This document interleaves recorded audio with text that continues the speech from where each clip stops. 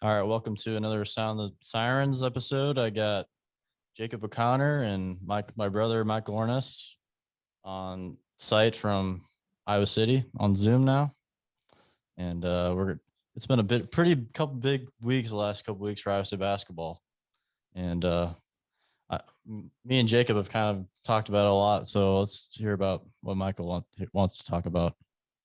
Yeah, I mean, I think today, if anything else happens, I think today might be the biggest day. I think Tristan Enaruna is going to be I think him and Tyrese Hunter will be our two leading scorers, I think, next year. I think, I don't know, it's tough. I think, look at this kid. He's a former 4-star, went to Kansas, and I would argue that if you get an offer from Kansas, let alone go to Kansas, you're pretty darn good at basketball. For sure. So I think I'm not looking too far into the full hole. He averaged like 2.6 points a game. He played like 22 of their games. But he's 6'9". He's really athletic and looks like he can shoot. Didn't shoot that well percentage-wise. He only shot 22 threes last year.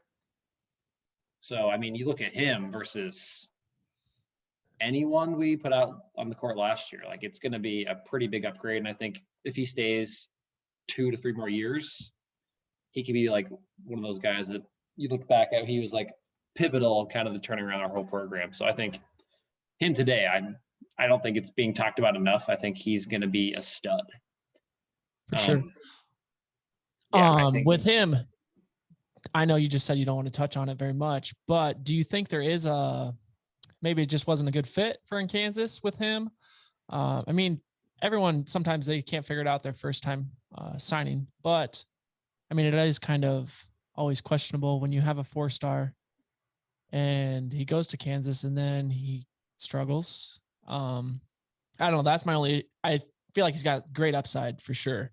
Obviously hasn't hit his potential. Like he's still going to do great things for sure, but I just hope there isn't that. I mean, there honestly might be that learning curve getting to Iowa State, but that's my only question with him was it just not the correct fit? I think with Kansas, it's like they get new guys every year. It's not like if you're not good right away, they don't build players. You're like you either play as a freshman. If you don't play as a freshman, you're never going to play. And it's hard to develop when you're in Iowa State. Well, other than like the last coach, like usually develop players like Monte, George, Melvin grew into who they were. Kansas, sure. if you're not producing right away, you got to go. And I feel like this guy really didn't get enough chance to show that and I think he'll be like the most athletic player since Deontay Burden. Yeah. Sure. No, I mean, he gets up, but he's 6'9". Yeah, he's huge. That's an inch taller than our center last year. Yeah, that's huge. Not insignificant. And he's playing small forward. Yeah. He's not our center. He might bring the ball up for us every once in a while. So I guess, Jake, I understand what you're saying. From what I've kind of read, and I mean, like Thomas said, like Kansas at his position, like you had Abaji, who was arguably their second best player probably. Mm-hmm. So I think Abaji just kind of dominated most of the minutes. I think he was just inconsistent, which at Kansas, like you just can't be inconsistent. Yeah. And like they haven't had to put the time in to develop a guy over time. Like you come in talented, you either produce or you don't. And I'm guessing like they're going to reload again next year. I'm sure they have 4 or 5 stars coming in. So the writing was probably on the wall that he just probably wasn't going to play. Yeah. And like, I don't know, you look at the kid from Houston, Grimes, like he started for Kansas, but he was never the focal point. Goes to Houston, averages 22 points a game and makes a Final Four. So yeah, I'm not saying Tristan Enaruna is going to lead us to a Final Four, but I'm not saying that. So yeah, I mean, it kind of gives me the feels of like your Mariel Shayok. I mean, Shayok didn't do a ton for. He was like the seventh, like Virginia. the second, 9 points a game. Yeah, he was like the second guy. Yeah, was he a starter or no? He didn't start. The bench. Second person off the bench. Yeah, so I mean, he wasn't like a star for Virginia, and he comes to Iowa State and just kills it. Like 21 points a game. Yeah. So, I mean, if we can get that from him, which he for sure is able to, he's got the athleticism. He's huge. Probably his ceiling. Yeah. I don't know. I like the Deontay Burden comparison more. I mean, you look at Deontay, He went to Marquette. I don't know. I didn't look it up. I think he averaged like 5 points a game at Marquette. Yeah, On a probably. decent Marquette team, not that good, not Kansas.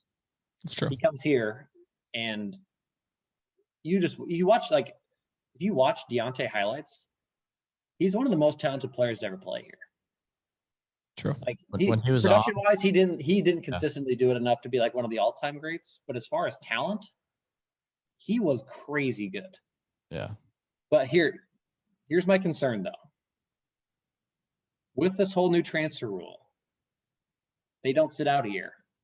You get a guy like a Deontay who's just kind of raw athleticism, raw talent. He got to just work on basketball for a year without playing. I mean, because I don't think no one thought Deontay Burton was going to come hit threes when he played at Iowa State.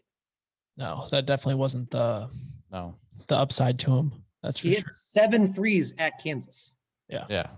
So, like, that's my only concern. Like, it would be cool if, like, Tristan just got to develop for a year. But with this new transfer rule, kids are just going to develop on the fly. So I just don't think it's going to be as an instant production for some of these transfers with not getting that year to sit out. But, I mean, the thing is, it's all relative. So For sure. we've got a 6'9" kid that's talented that we're going to have a lot of fun watching, and it's going to be a lot better than last year. So And the thing with how this roster's kind of shaping up, I don't think we're going to necessarily need him to produce 20 points right away. I Yeah. don't think so. I think we've got other pieces that will be able to kind of help him develop. I mean, you're not going to be able to develop like you would with the transfer in because you don't sit out. He'll still play for sure, but I don't think he's going to have that weight on his shoulders that he needs to produce, because I don't think we're going to necessarily need that from him. I mean, if he does that, awesome, but I don't think we need that right out the gates from him. But like some of the problems with our current players from last year, like he didn't have an offseason last year to produce, like to develop. And these players that didn't have an offseason, it's hard to develop into skills when they, like Iowa State, we didn't have like 10 guys to like go up and down the court till like December. Yeah, that's true. It was such a weird year for like teams that needed to develop. And like, Yeah. if you're not Iowa and had Garza, who was there for 40 years and you're struggling, and it showed. Like the teams that like overturned new players every year, like Kentucky, North Carolina, and a bunch of those schools struggled this year Yes. because they were in the same position. They couldn't, there's no crowd, which is a big deal. They couldn't develop the players. Hard to have team chemistry with the new group. The thing about Steve Prohm is we had like 6 new guys every year. And Yeah. I think we finally have a almost full roster, and it's not even May yet. right. This is the fullest roster we've had in the last 3 years. What do we got? 1 scholarship left for this Yep. season? And 0 for next year. That's good. Right now. So if we sign someone next year, that's assuming someone's leaving. So it's either Condit and those guys graduate or transfer. So it's kind of it's an interesting like recruiting issue where like you're trying to recruit kids to come in as freshmen, but like we don't have scholarships to guarantee them right now. I'm sure it'll work out. You look at our roster, we've got 12 scholarships right now. All 12 of those guys will be here next year. I would bet a lot of money. No, for sure. For sure. So like what, Michael, I'll hand it to you. Like what's the ceiling next year? What's your expectations? I feel like the last couple of weeks we had 0 juice and then we're all juiced up now. I feel like. Yeah. Well, I have gone so far back in. I am all the way back in. I think the ceiling is winning an NCAA tournament game next year. I think this strikes me as a team where like we've got some pieces from last year that aren't the most talented. We're just restocking with talent. But we've got these guys that have a chip on their shoulder where they're like, they won 0 games.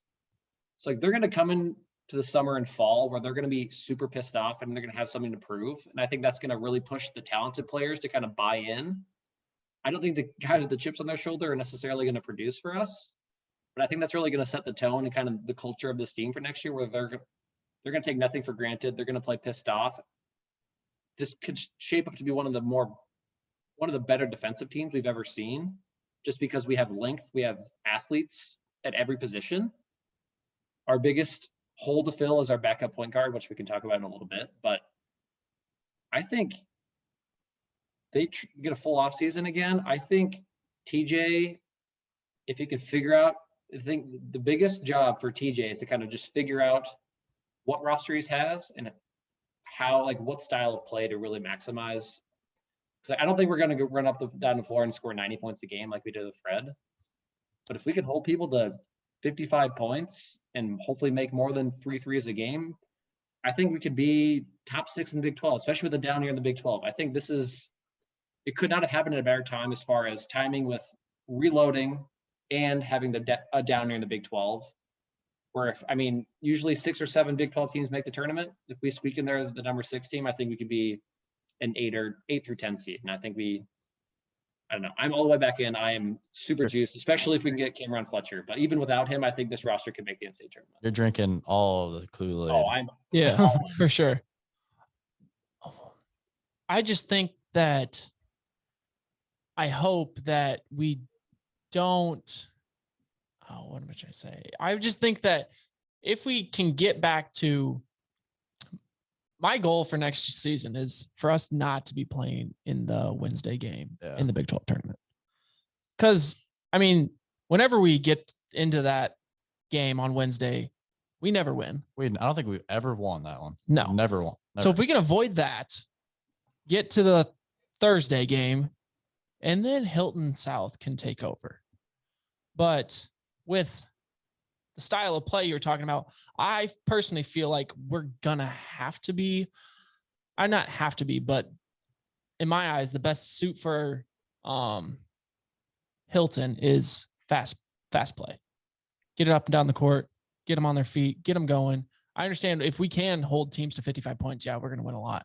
And I hope that's what we can do. But I think if we can get back to playing fast, shooting threes, getting everyone engaged at Hilton, getting Hilton Magic back and rolling, I feel like we will turn some heads very quick. But I feel like it usually has to be a mixture of both. Like the Marcus Fizer, Tinsley years, we're junkyard dogs, but they're also really good on offense, like Mike Nurse. And then like Niang, DeAndre Kane, they were really good on defense. Not Niang, but like DeAndre Kane and Melvin were really good on defense. Yeah. They were situationally good on defense. Yeah. But like I don't know. We need like the grit back. Like Hilton really respects people who dive on the floor. Oh, yes. That stuff. We need that stuff back. Yep. I think that's this team. I understand what Jake's saying as far as like Hilton gets loud when we're going up and down the floor and scoring, but I think it's different in the fact where like this up and down is going to stem from really good defense. Whereas like back in the day, like Matt Thomas, Monte Morris would hit 2 or 3 threes in a row, and then we would defend because it was really loud. Yeah. Like I think it's going to get loud. We're going to really defend well. We'll finally rebound for the first time in 3 years.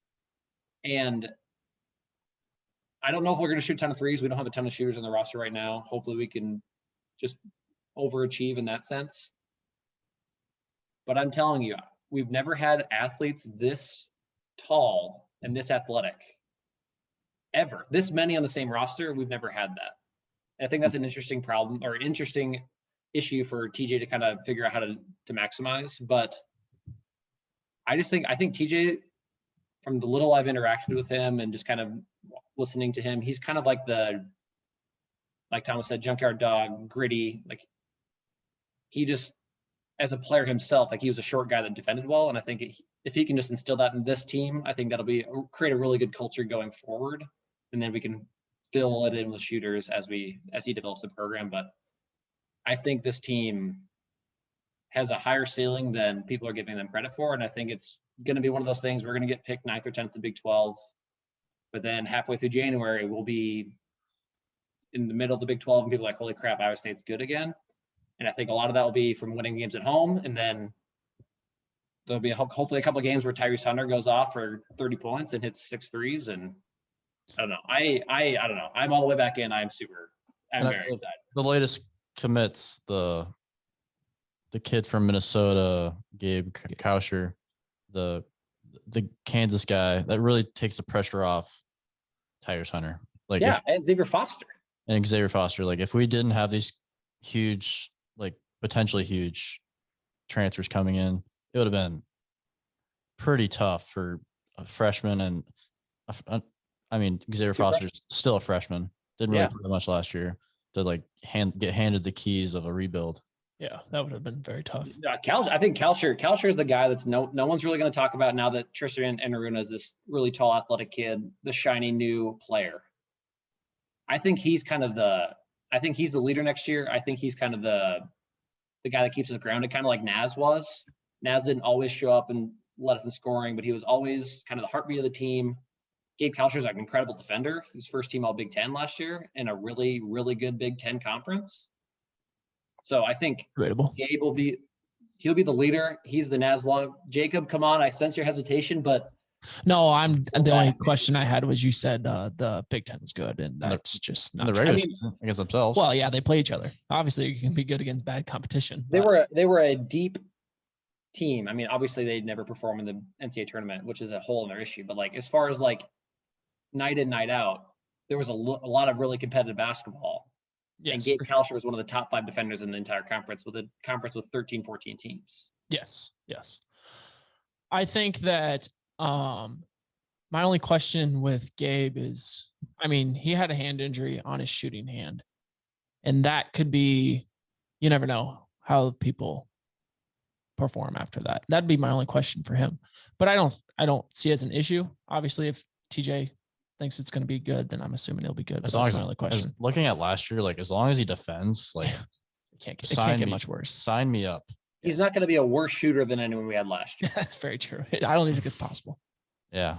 So, and I don't know. I don't know what the hand injury specifically was, but there's not one that comes to mind that would be so concerned that from a season that's 7 months away. So I think in that sense. But I mean, he had an offer from Wisconsin, who was pretty dang good last year too. So.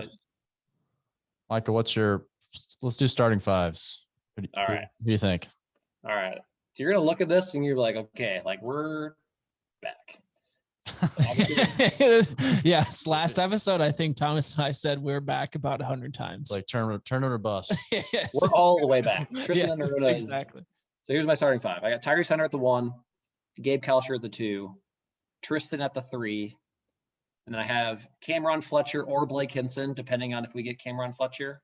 And even if we get Cameron Fletcher, I think it'll be a battle between those two at the power forward. And then I have Xavier Foster at the 5.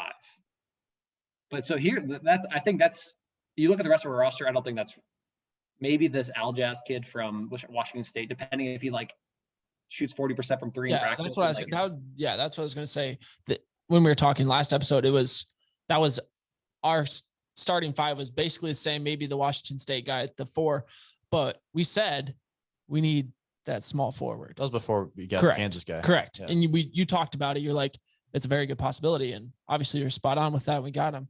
So, I mean, it's starting, the pieces are just lining up too good, honestly. But here's the interesting part. I think the starting 5, I think for the identity of our team, I think it's Hinson or Fletcher, is just as far as like athletic defensive. I don't think that Washington State guy is going to come in and defend as well as those guys. So with that being said, Aljaz off the bench is a stretch 4, 6'8" kid that can shoot. But then here's the rest of our roster.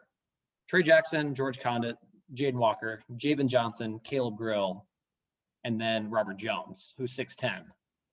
So we got 6'10", 6'11", Condit and Jones. I think one of them is going to play major minutes.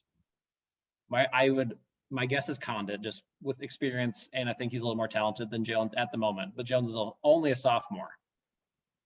I think Jaden Walker, the backup point guard, I think that's our biggest hole. I think Tyrese Hunter's going to be a true freshman. He's probably going to turn the ball over more than Monte Morris did, because everyone in the history of the NCAA turned it over more than Monte Morris did. Yep. Per assist, at least. But then my biggest issue is going to be Trey Jackson, Jaden Walker just turning the ball over. Jaden Walker turned the ball over a ton. 4th most turnovers in the team last year. Only played 18 minutes a game. Yeah. So if he can grow, I think Jaden Walker is probably our best option. But I think Trey Jackson, he's been there. I think he's going to be an okay backup point guard. Not someone that you're going to be super pumped about, but I think he can be serviceable for 10, 15 minutes a game. And then, but the rest of them, like, are you going to play Javen Johnson over Caleb Grill? Is Robert Jones not going to play at all? I don't think know. the people that are That's losing minutes. We have that's a ton of people for 3 spots Yeah, or 2 spots. I think opinion is, Washington State guy's probably going to be the 6th man. yes, I think Trey loses some minutes. I don't think he plays at all. Yeah, I wouldn't be shocked about that. I don't know. If Jaden can't take care of the ball, Trey Jackson will play. That's my question. If we don't get the Cam Petcher guy, I think TJ, if we want to win right away, he has to go get a backup point guard. Yeah. Otherwise, just go big fish hunting and get the most talented guy possible. Or just another shooter. Go get CJ Frederick. Yeah, that's a good segue. CJ Frederick transfers from Iowa. That's more of an aside. I actually really want to talk more about the lineup. Okay, but say we get Cameron Fletcher. So it's either Hinson or Fletcher starting. Yes. And then either Fletcher or Hinson coming off the bench with the Washington State kid. That's good. Yeah. And then Caleb, I'm pumped about Caleb Grill too. I think Caleb Grill is going to be like the John Neal off the bench, hit some threes, play really good defense, and the crowd's going to go nuts every time he comes in. Yeah, he'll be a fan favorite by far. Yes. But I think he's a no ego kid. He plays hard. I think he's going to really fit in this team. I just hope to God he can shoot the three That's like 35%. You've got to find your shot, Caleb Grill. But he finally is in the perfect.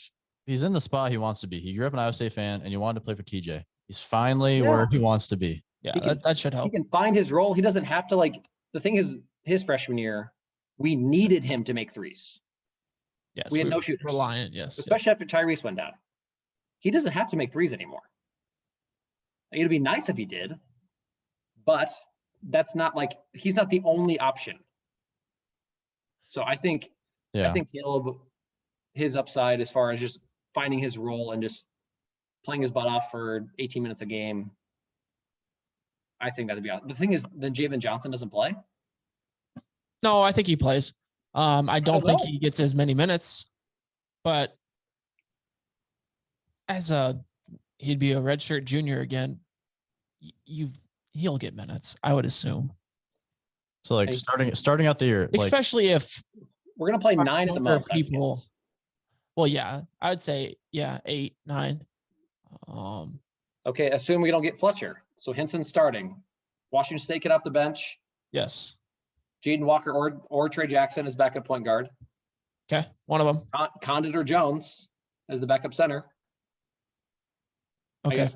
Or you could argue that Javen would come in instead of Condit or Jones. Yeah, I think Condit loses minutes. He hasn't done anything. Yeah, that's he literally hasn't done anything. There's a lot of it's going to be optimism on Condit, but I have to see it before I say anything about that.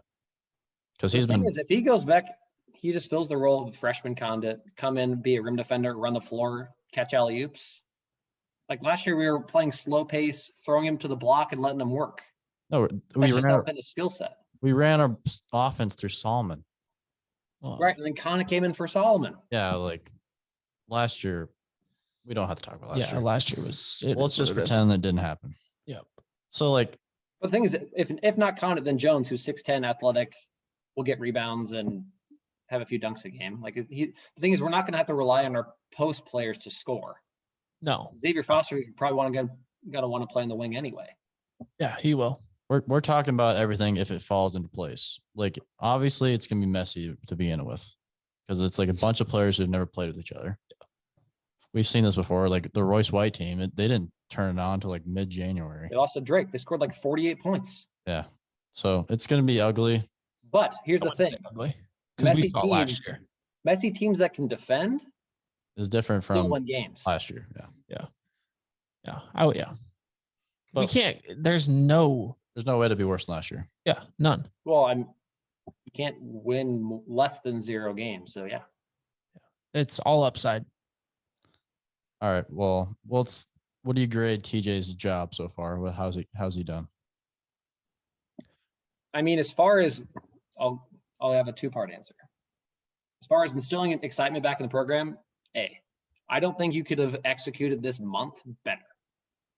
We got rid of players transferred. He filled them with talented players that haven't proven anything, but it's like, it's the tale's oldest time as far as Iowa State. We have talented kids come in. We have to wait 6 to 12 months to watch them play. Now we just get to hype them up that they're going to be the next Kevin Durant. I'm okay with that.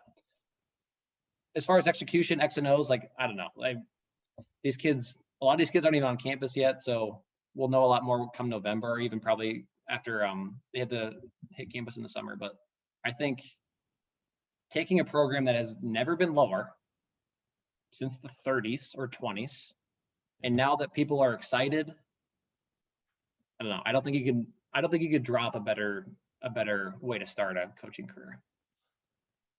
So my thing is, are we now putting too much pressure on TJ in his first year? What's the pressure? If we don't make the NCAA tournament, well, but we I understand, but he's games, instilling all this hope, optimism, excitement. Oh, Hilton's not loud unless that's present. I don't want to be the Debbie Downer, but what if it doesn't turn out the way it's supposed to be? If it's half of what we think it might be, I understand that. I'm happy. But are you? Yeah. Yeah. Well, I understand you're happy. These are pieces that aren't leaving next year. Yes, correct. But are you happy during the year? Yeah. If we have a sold out Hilton Coliseum next year for any game and it's loud, it's like the Iowa game next year is going to be insane. Correct. But I'm saying, like, through the year, we're going in with, I guess you said the ceiling was the NCAA tournament. Winning a game in the NCAA tournament. Winning the game, sorry. So then sorry to backtrack, but then what's your expectation? I think with a down Big 12, I think 7 or 8 seed in the Big 12 with like 12 to 14 wins. Okay. Then I guess now so my expectations are not what the ceiling is. Like, everything goes well. Some of these kids turn out to actually be 5-star recruits. They just didn't have the right scenario. Perfect. Like, we make a run like Houston, we make the Final Four. Okay. I don't think that's going to happen, but yeah, right. Fair. Okay. Then I guess I was under the impression that, my expectations are to be a Thursday team, which is a 6 seed. Be a 6, 5, 4, which is bubble to the NCAA tournament. Yeah. So that's my expectation. So with me, I would be, I guess maybe it's just me putting too much pressure on him, but I would be slightly disappointed if we are playing that Wednesday night game. My with the season. My expectations are we're a team that gets close. Like we just can't win the big one. Like, we get close. Like Georgia's freshman year? Yeah, we just get close. We just have probably a bunch of heartbreaks, but at least we're close.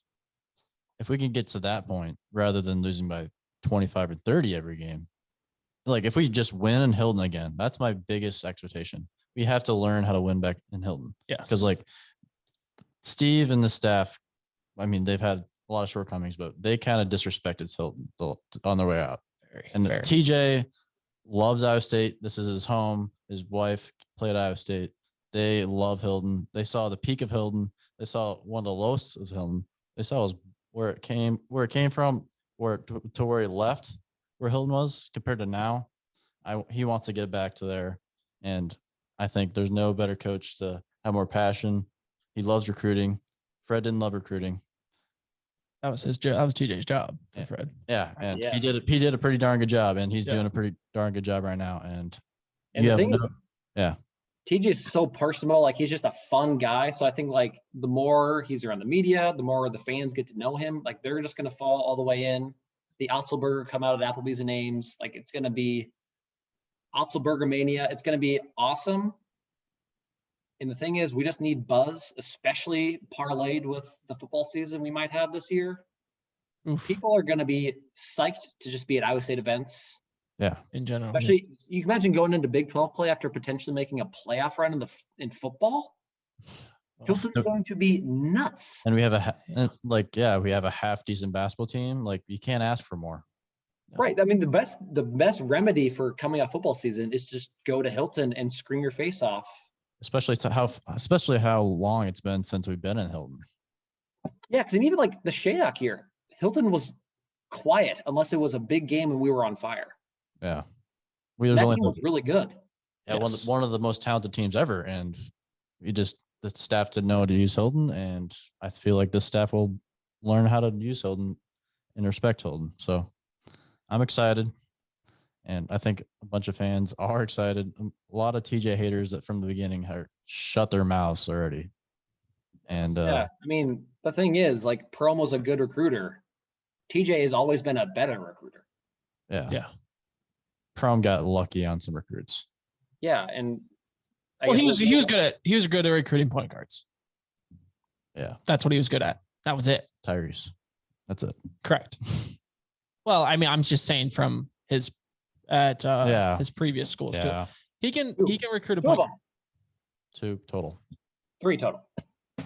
And had 0 NCAA tournament wins, and we got the job of the most talented roster in Iowa State history. Yeah. We don't need to go back there. Yeah, let's not. Yeah. And we didn't hire the guy who built it. Yeah. Okay. TJ. Come on. Okay. Steve Leith, what are you doing? Yeah. Well, he's gone too. So yeah, he's jobless. Anyways. So that's my one, like,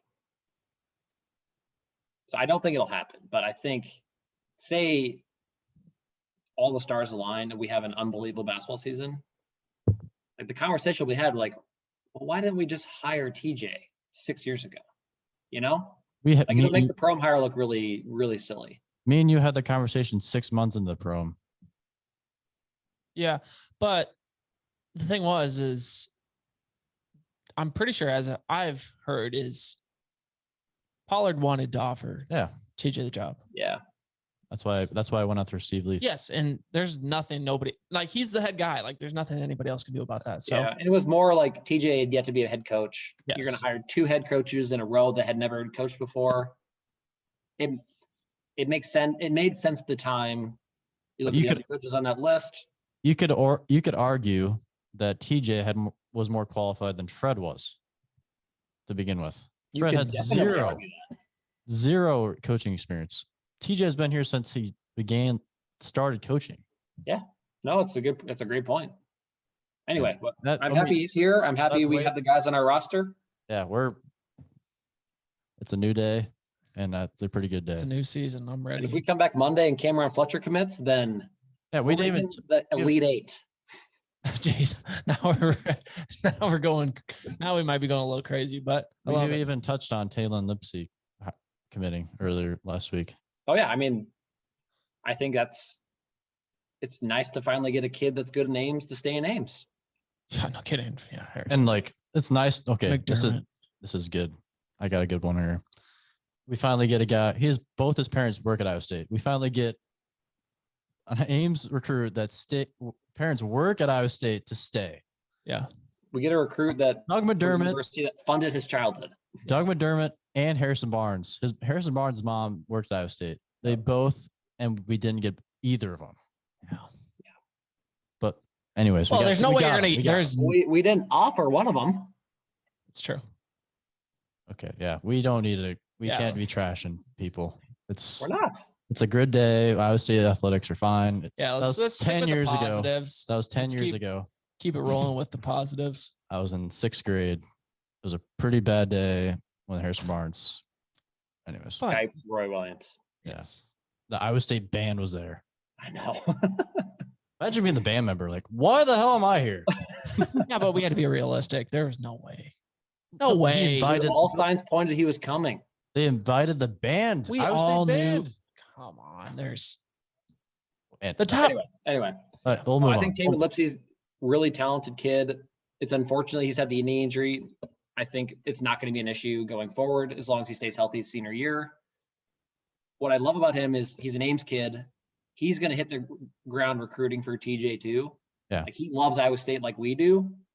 So and he has some ties to some really talented kids because he played USA basketball in the U16s. Yeah. Yes. I think he's going to be like one of the biggest advocates going forward for this next class. And I don't know. I think he's going to be a great fit. I think him and Tyrese will be a fun backcourt to watch, I think. Yeah, it's just I did not see this coming. I did not think when we finally got the Denver recruit, I was like, okay, we're used to this. But hopefully he's better than I think he'll be. But I believe TJ. But like, you know what I mean? Like a low key transfer that no one's really talking about. And yeah, then I mean, it's just a role player transfer. Like, yeah, but like that's what we've been used to. And then TJ goes out and gets Yep. a Kansas guy and a Minnesota guy. Yeah. Like, okay. But that was the thing with Steve is like we get those mid-major transfers and we're expecting them to be superstars. I No. mean, Coleman Land's always supposed to be the next Yeah. Jordan, basically. And it's just like, what are we doing? He's just transferring, and this will be his 5th school. Yeah, it's like, yeah. But we don't need to go back on that. But okay, but like you have a good point there. Okay, we'll just you want to trash players from old back 10, like Jeff Beverly, Hans Brace? no, I don't. Jeff Beverly would have averaged 14 points a game last year. Yeah, he played football. He could have played football for us last year too. No, he He could. was huge. Yeah, there's a lot of openings in our football team. You'd have barely found one. Yeah, whatever. Like a kick. Yeah, that's a good point. That is true. All right, let's Let's move the forward. Do you want One more. One recruit No, we didn't touch on. This Alex Caravan kid out of Massachusetts. 4-star, I think he's top 50. Yeah, Just we offered offered him him. a week and a half ago. He had a call last week. He had an interview with 247. Watch his tape. It's like eerily similar to kind of how George plays. He's kind of a below the rim 6'7" power forward, but he's pretty skilled. So I think him paired with Taman Lipsey would be like, it'd be like deja vu, where like have a good point guard, have a power forward that's really, really crafty. I think he'd be a good fit. We're not the best offer on his list, but I think, I don't know, TJ is. Here's a question. Yeah. Is he playing with Nerlens Noel's brother? We would have to hear Fran say that 10 That would be. million times. Yeah. I hope so. That'd be wild. Yeah. Hey, Nerlens is like top 5 in the league in blocks per game. Really? Yeah. Who would have thought that George would have a way better college career than Nerlens Noel? And arguably, he's probably a better NBA player right now too. Yeah, if you'd have told me that back then, like compared like the high school tape, like wow, just shows you how hard work can pay off. For sure. Hey, so there are like 4 players right now that shot 40% from three last year in the NBA and this year. Steph Curry, Joe Harris, Matt Thomas, George Niang. George Yang. Wow, You guessed Matt Thomas. Matt Thomas like last At year. one point, he was shooting like 45%, but Yeah, Yeah, but that was long. I mean, he's a good shooter. out of all our former But players, had you ever watched highlights that the Jazz post? No. It is corner threes, George Niang, yeah, all the time. I haven't been paying attention to the NBA at all this year. It's fair. pretty good. All right, well, let's move on to like. I have a question. We'll all each have a question for each other, and we'll have to answer it. What are we most looking forward to this fall? Just open it up to Michael or you. What are we most looking forward to this fall? Yep. Like what we didn't experience last year that we will be this year, since things will hopefully be back to normal. See, I want to say a packed Jack, but I honestly didn't mind it last year. Really? Yeah. I mean, I had the best seats I've ever had. So, I mean, I didn't complain, but it will be fun. Get that place rocking again. I would say that was the weirdest part, was just being in that empty stadium. I mean, we still got it relatively loud, but nowhere near what it was 2 years ago. Yeah. And just with the hype we're going into this coming season, it'll be fun. And the other thing I'm looking forward to is the Vegas trip. I don't know if I'm going yet. I'm probably going to hate myself if I don't go. You got to go. But You got to go. it's just going to be a week 3 game for everyone else, Yeah. but Iowa State fans. And it's going to be like a brand new bowl game in Vegas with so many Iowa State fans there in a huge stadium. It's the picture perfect situation to ever play in Vegas. We have the best Iowa State team by like talented wise ever. Yeah. Going into like a for sure win. They was the worst team in the Power 5 last year. Yeah. And yeah, can't. Especially coming off maybe 2 blowout wins. Yeah. I hope so. Yeah. We hope. Oh, hopefully that won't be Can you imagine a better 3-week start to a football season than blowing out UNI, blowing out Iowa, and then all flying to Vegas.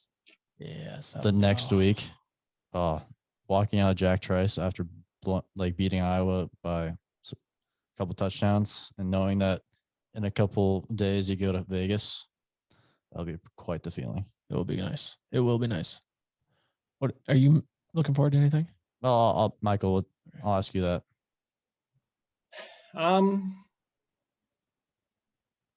Honestly, I just like being able to watch Brock Purdy and Breece Hall just play football. Like, no, I asked what we were allowed to do last fall. In person. Like, I just Yeah. I just for You said them, like I just want them to like experience like after a touchdown, like where it's just nuts, and then like our defense gets another 3 and out, like, and it's just gonna like parlay. It's gonna get so loud, like just for those kids. Like the year they had last year, like they deserved this loud stadium the entire game. And it's just, I don't know. With this team, I think it's gonna be. I just hope all the Iowa State fans, and I think the thing with having last year, like every Iowa State fan is just going to appreciate every moment. Like when the officials review like their third call of the game because they can't get anything right. Like people are just gonna be so thankful to be there. Yeah. Oh, it's gonna be, especially like I don't know, just like walking to your first tailgate of the day on that first day, like a 3 p.m. kick. Just waking up. We gotta you have to start off with 11 a.m. You have to. No. You think you and I will be 11? I think it's usually a night game though, isn't it? It's either 11. It's either 2:30 or night game. I hope it's 11 a.m. Like let's just wake up early, beat you and I by 2:30. I love that. 11 a.m.s. Give me 2:30. 11 a.m.s are the best. Give me 2:30. 2:30. Come on, everyone loves 2:30. Everyone loves 11 a.m. kick. I mean, that's all we knew because we sucked. Yeah. It's a new day. It's a new life. We need to give me the 2:30. We need a long tail. Like the first tailgate has to be a whole day. We deserve that. If I was a 7 p.m. kick, oh my gosh. I hope I make it in the stadium. Yeah, so I was just about to say. Ames PD will be busy. Yeah. Yes. They'll be all people working overtime. Yeah, it'll be awesome. Well, what I'm mostly looking forward to is like, as you said, being at Jack Trice Stadium, being able to just like go around, high five people and like hug random strangers. I miss that. That's like something we've never really experienced. Like we've experienced it, but like not to like this level of like, wow, we are better than we ever thought we've ever will be ever. And we're all experiencing it together finally. And all these players came back to experience this. And yeah, that's the most what I'm looking forward to the most. Fair. Yeah, it's just gonna be like everyone's just gonna like every 10 minutes just like take a step back and just like appreciate being there. It's just like think of all those games last year that like just would have been so loud. West Virginia, Kansas State, Oklahoma. Yeah, it would have been nuts. Like after the Sheem Young Oklahoma interception, it would have been nuts. Yeah. My one thing is, I know we always like we got this hype, and if we need to against UNI, which I hope we don't have to, but it seems like every opening game we are always in this situation. Can we please open the playbook so we don't lose that opening round game? But I don't care if we have to win. From what I've seen, you're saying. But from what I've seen from UNI this spring, they're not very good. No, they're not good. So hopefully, but we need to like give Breece the ball, have Breece. That's what I'm saying. 100 yards. This is the best offensive line we've had a long time, and this is the best running back we may have ever seen play at Iowa State. Which is that playbook's not that hard. You just hand him the ball, and he'll do the rest. Yeah. And then we have arguably one of the best quarterbacks of all time. Play action. The best career. Charlie Kohler. Best tight end. Yeah, I wrote that down. Did you see that Charlie Kohler decided to come back and by a flip of a coin? Did you know that? I did not. He flipped a coin. If it was, I don't know if it was heads or tails. Either way, he was going to go pro or stay, and it landed him staying. That's nuts. That is nuts. But I think with him staying, I mean, I think he would have been a third, fourth round, Yeah. fifth. I think he can get into that two, Two, 3. If we make the playoff, it'll be maybe the one.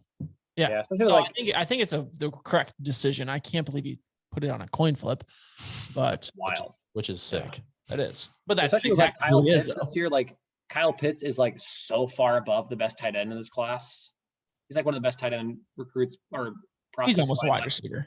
Right, but he's 6'6", 260. Yeah. Yeah, he's probably the best since Kittle and Hutchinson. But even like out of the Kittle, like wasn't super highly touted. Oh, yeah, I guess you're Are right. you talking Fant and Hutchinson? Yeah, Fant.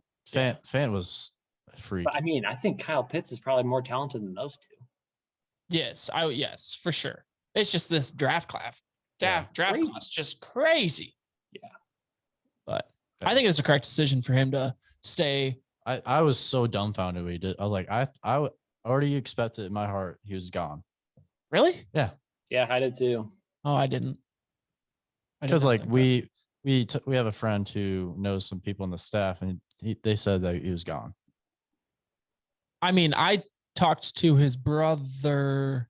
You talked to Charlie Kohler's brother? Yes. At the Oklahoma State game. Quit bragging. No. I mean, he was pretty sure he was like sticking around. Really? Yeah. Oh, that's quite the source. Because it was, God, I can't think of his name. He was on the roster. John Kohler? Yes. Did you know? yes. Fun fact about him: he was rated higher as a recruit in high school than Lamar Jackson. Crazy fact. Not sure how you know that, but I'm a dork. no, but I was not shocked. And it's the one that was questionable was Brock for me. Brock Purdy Brock Purdy? Leaving. he declared that he was coming back minutes after the Fiesta Bowl. Yeah. Correct. I mean, it wasn't Especially a long with this wait. quarterback class. Going into the game, you thought he was gone? Going into the Fiesta Bowl? season. I'm talking Okay. the start Oh. of his Oh, I season. I season. thought we all thought that. But we didn't see Brees doing that. No. No, I mean, but then you like look back, like look at the quarterbacks in this class. Oh my gosh. Justin Yeah. Fields, Trevor Lawrence, Zach Wilson, Trey Yeah. Lance. If Yeah, it's crazy. everything aligns, I think Brock Purdy could be a second round, first round. I I'm think safe. Brock Purdy could come back again. Might as well. Yeah, honestly. I don't know. I'm also Just I'm throw it a over. Hunter Deckers guy too, so I'm excited once Hunter Deckers gets thrown the No, reins. keep giving me Brock. Yeah. Keep giving me No, Brock. but I would not be mad at Brock State. But It's hard for me to move on. I think I have a moving on issue. So I will keep wanting Brock back until I Especially can't like get Brock growing up, anymore. like we finally have that guy, and like I don't want to let him go. You know? we Yeah. thought we would never have a guy. Like after Seneca, we're like, we just never gonna have like a quarterback that just is the guy for 3 years. Come We on, could let's- keep the we same all quarterback thought to JJ start the Parker entire was the guy. season. Yeah. But we also didn't have a line to block the guy. Like Brett Meyer was really good. Yeah. Austin Arnott was really good, but they got injured because Steele Jance was a stud too. no, like Steele Jance was a stud for like 16 days. yeah, he should have just retired after the Iowa he game. should have. He That should was have like just dropped out of school. Yeah, just like press conference, like going out on top, yeah. sell the Steel Jance for Chart Heisman. my jersey. Yeah. Yeah. Yeah, that would be funny. Anyways, what's the question you have for us, Michael?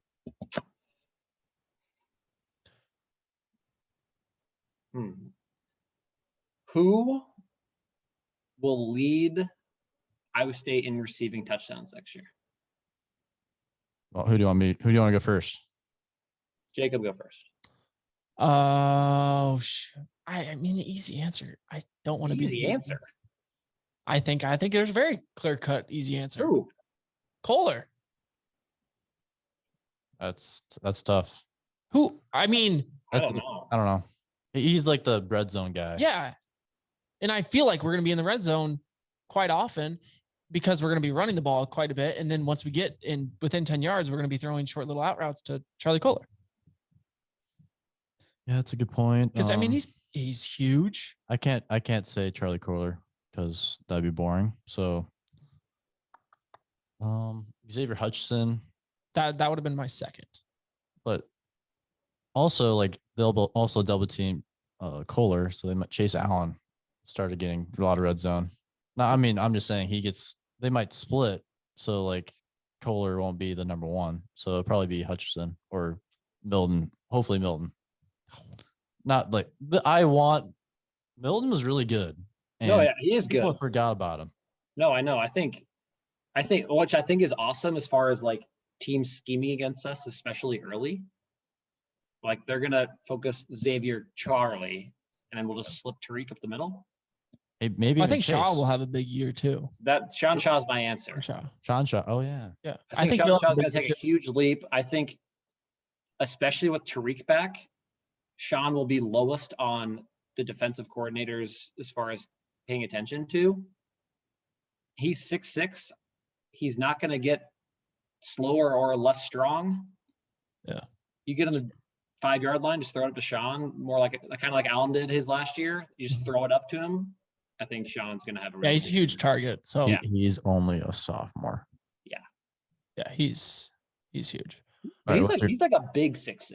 Yeah, he's been playing for a while now. Yeah. He's good. So, Jacob, what's the question you got?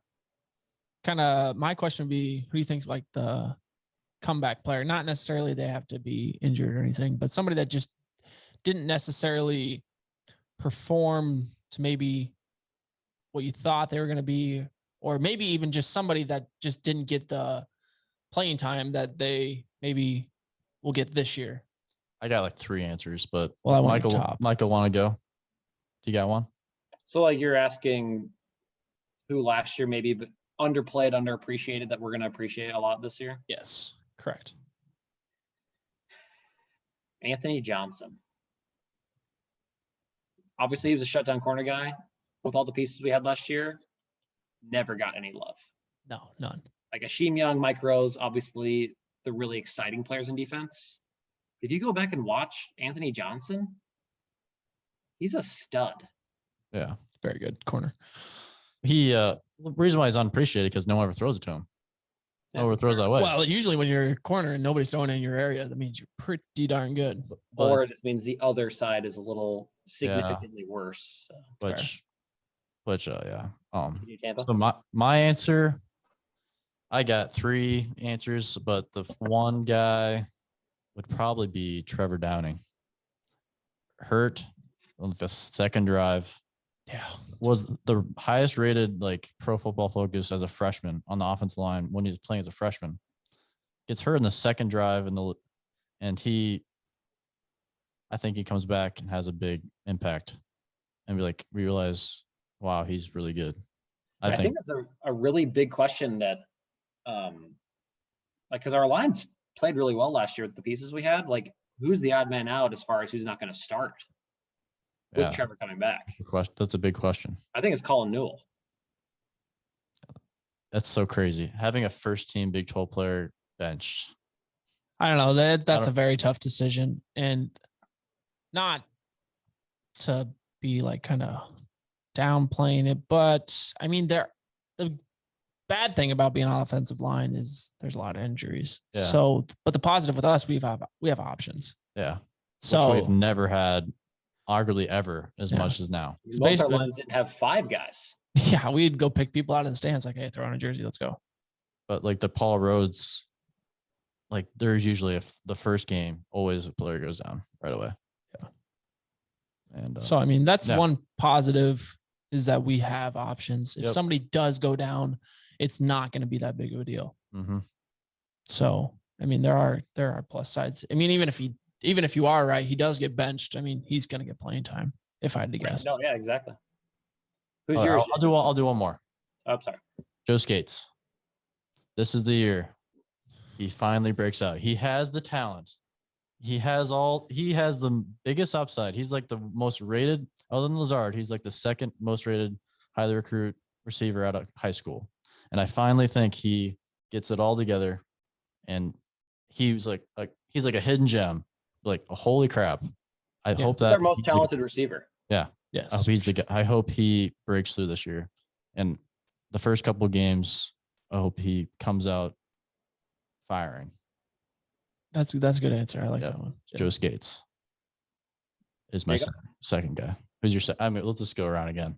We have so many good Second players. That's why I asked you guys because I didn't know the answer. Okay, Mike, I think you got one more, Michael.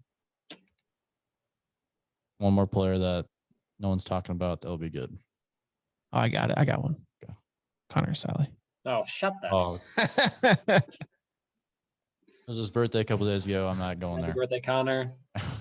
Keep studying, buddy. Get the master's degree, baby.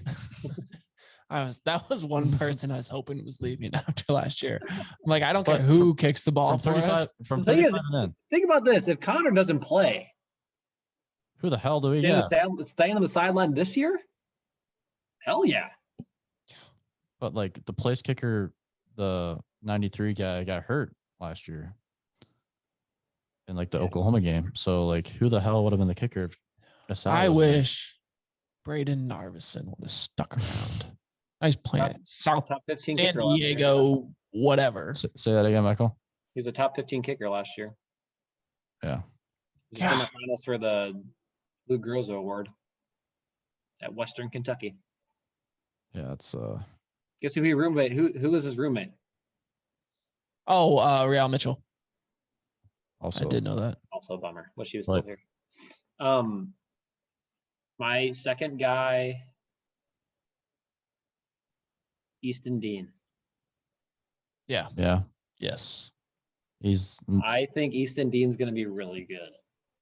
He takes the spot of, I think Chase Allen takes Saner's spot, and then Easton Dean takes Chase Allen's spot. Yeah, I think Easton probably has better hands than Chase, and Chase has been a phenomenal blocker since he was a freshman. So I think take that job. Yeah, that's what I see. But happen. Dylan Saner, right? Yeah, Saner. Yeah, he turned into catching.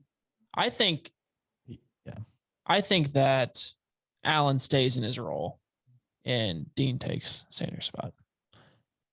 Dean is huge. I think but I'm arguing is Saner was like the main block. Like they'd motion him and he'd go around and then hit the block. Yeah, but I think that what Dean does too. I think Chase Allen's more of that than Dean. I think Dean's more the receiving guy than blocking. Because Easton Dean came here as a quarterback. Yeah, but he's huge. He is big. He's just a huge human. That's like the first the first couple of weeks. Okay. So it's there's two guys that I think that we're just naming off the whole roster at this point.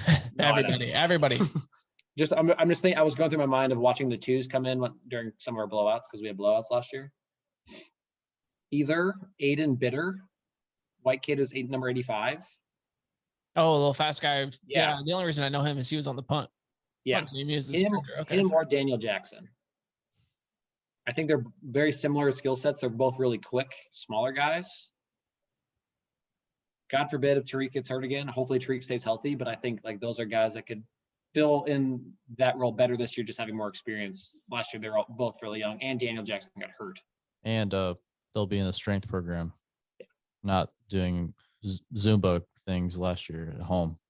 You know, who knows?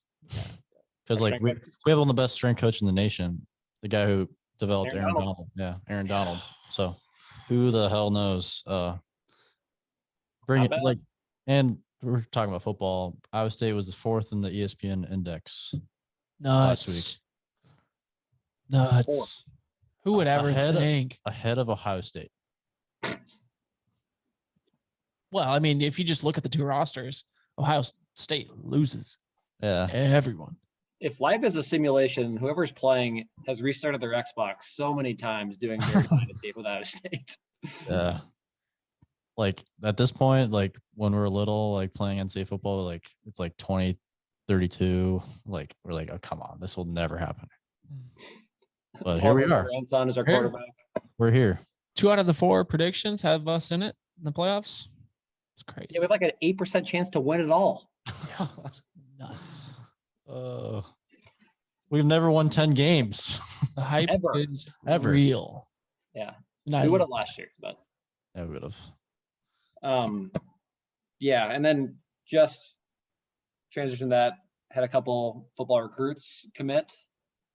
Rocco Becht, quarterback out of Florida, I believe. Rocco is a sick name for a quarterback. Yes, it is. just was the MVP of the Rivals camp in Miami this weekend. And if you saw the highlights, the kid has a cannon. Yeah, going from Brock to Bracco. Or Hunter Deckers. Hunter Deckers also has a cannon. I know Hunter Decker's probably a guy, but it'd be kind of funny. Brock to Rocco. Yeah. Who we got 2 linebackers from Iowa, and then then Will McLaughlin, kid out of Harlan. So the top 2 linebackers in Iowa are both coming to Iowa State.